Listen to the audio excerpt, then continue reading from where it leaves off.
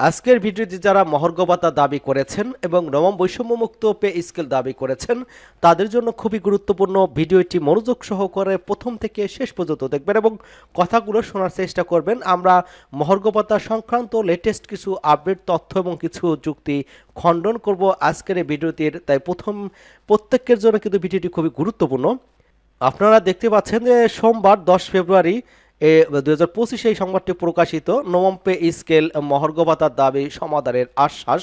50% মহার্ঘ ভাতা এবং নবম পে স্কেল বাস্তবায়ন সহ 7 দফার দাবিতে কিন্তু আন্দোলনরত সরকারি চাকরিজীবী ঐক্য পরিষদের নেতাদের দাবি দ্রুত সময়ের মধ্যে সমাধানের আশ্বাস দেওয়া হয়েছে।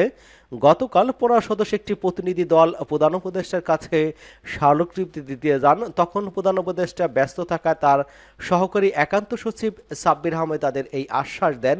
ঐক্য পরিষদের নেতাদের সাব্বির আহমেদ বলেন, আপনাদের অনেক দুঃখ কষ্ট আছে, সেগুলো আমি দেখছি। সেগুলোর মধ্যে অগ্রাধিকার দাবিগুলো দ্রুত সময়ে সমাধানের জন্য সংশ্লিষ্ট কর্তৃপক্ষের কাছে পাঠিয়ে দেব।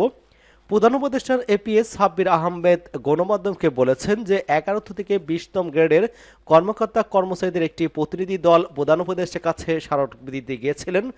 তিনি রাষ্ট্রীয় কাজে ব্যস্ত থাকায় আমি তাদের সঙ্গে কথা বলে তাদের দাবি দেওয়া দ্রুত সময়ের মধ্যে সমাধান করতে সংশ্লিষ্ট মন্ত্রণালয়ের কাছে পাঠিয়ে দিয়েছে এবং প্রধান উপদেষ্টা তাদের দাবির বিষয়ে কনসার্ন আশা করছে দ্রুত সময়ের মধ্যে সমাধান হবে।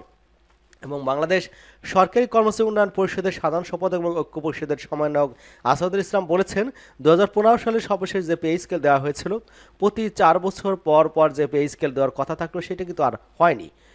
এখানে যেটা বলা হচ্ছে যে নবম পে স্কেল সহ 7 দফার দাবি করেছেন সরকারি চাকরিজীবী ফোরাম। বিগত সরকার পে স্কেল নিয়ে আন্দোলন এবং মানববন্ধন করা হলেও তাতে কোনো কর্ণপাত করেনি। অন্তর্বর্তীকালীন সরকার ইতিমধ্যে বিষয়টি নিয়ে মিডিয়াতে খুব মুখ খুলেছে এবং তারা পে স্কেল এবং বৈষম্য নিয়ে ভাবছে। নবম পে স্কেল সহ 7 দফা দাবি রয়েছে সরকারি চাকরিজীবী ফোরামের পক্ষ থেকে। মূলত বেতন বৃদ্ধি থেকে বেতন বৈষম্য নিরসন বারবারই কিন্তু তাগিদ দেওয়া হচ্ছিল, কিন্তু বিগত সরকার তা আমলে নেয়নি। সর্বনিম্ন বেতন গ্রেড 20তম গ্রেডের মূল বেতন 8,250 টাকা, 20তম গ্রেডের বেতন ভাতা সব মিলে কিন্তু 14,450 টাকা দিয়ে মাসে 6 সদস্যের পরিবারের যোগান দেওয়া খুবই কষ্টকর। এতে কিন্তু কর্মচারীগণ সংসার চালাতে দারুণভাবে কিন্তু হিমশিম খেচ্ছেন এবং ঋণের বোঝা কিন্তু তাদের বাড়িয়ে চলছে। একই বাজারে দ্রব্যাদি ক্রয় করে সবার জন্য দ্রব্যপণ্যের মূল্যের দাম কিন্তু সমান, বেতন এত বৈষম্য থাকবে কেন? সরকারি চাকরিজীবীদের সর্বোচ্চ এবং সর্বনিম্ন মূল বেতনের চরম সময় বিরাজ করছে। বর্তমান মূল্যস্ফীতির সময়ে কর্মচারীদের বেতনের টাকা দিয়ে মাস চালানো কিন্তু অসম্ভব হয়ে পড়েছে।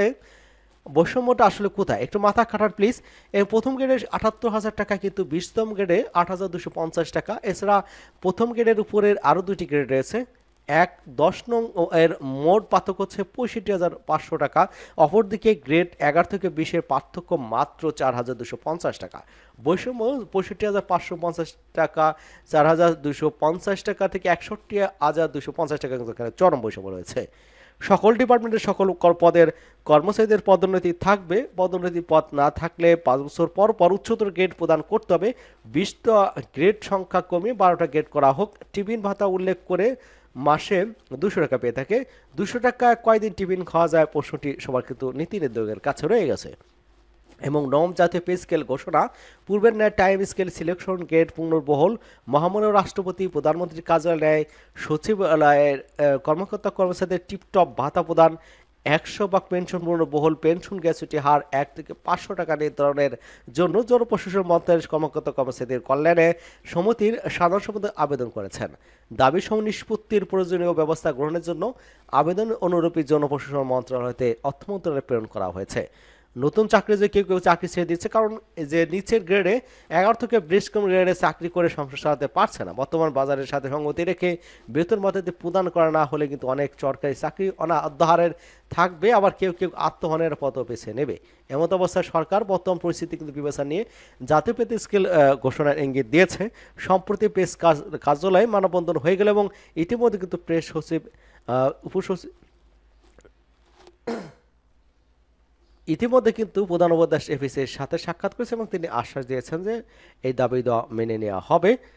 তো দেখা যাক সেটা কতদূর এগোয়। তো আপডেট নিউজ শোনার জন্য আমাদের চ্যানেলকে যারা এখনো সাবস্ক্রাইব করেননি চ্যানেলটি সাবস্ক্রাইব করে আমাদের সাথে থাকুন।